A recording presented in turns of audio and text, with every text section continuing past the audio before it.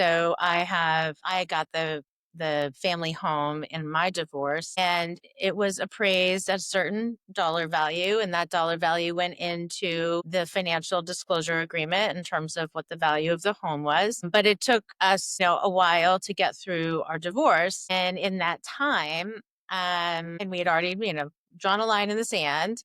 The house went up significant, like a lot. So my ex is not, of course, happy with the fact that I had got this asset that's worth an extreme amount more than whatever, than what we had, put the line in the sand. But what also happened during that time period is the air conditioning broke. The heater had a crack in it and was leaking carbon monoxide. We had a little bit of mold in the downstairs basement, and I had to get remediated. I had to get all new floors put in. So I have three massive payments that I've had to finance, over the last year that were not part of what I considered inheriting this great family home. So although it appreciated significantly, I had all these other expenses. But take into consideration that the home didn't appreciate at that level. I would have gotten stuck with all of those expenses. Originally, my plan was to hold on to the home for 2 additional years when my kids go off to college. And I just recently decided that that's not financially a smart thing for me to do.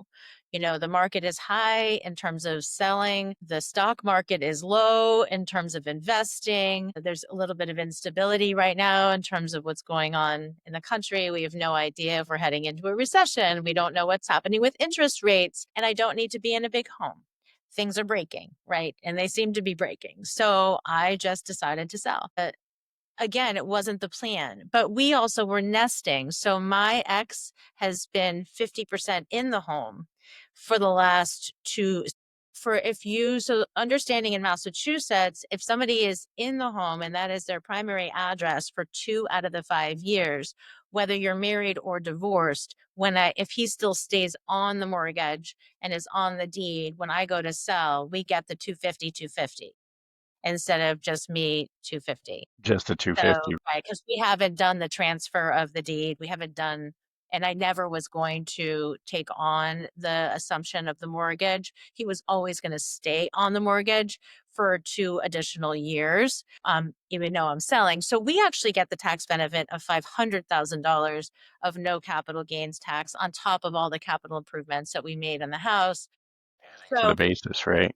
yeah, so those are the bases. So there was all these things I had to consider, and I was not the finance person in the marriage. I knew how to make money, I just didn't manage the finances. So when you talk about like all of a sudden being thrown in to all of this, working with a CDFA, working with a financial advisor who's educating you and who has patience and who really can just, gosh, I hate to say it, but just dumb it down.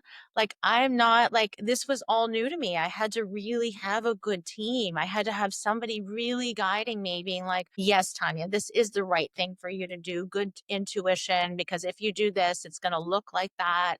And yeah, I mean, I think I've got a good business sense, but yet I also just needed somebody to check the box and say, like, yeah, these are good decisions you're making.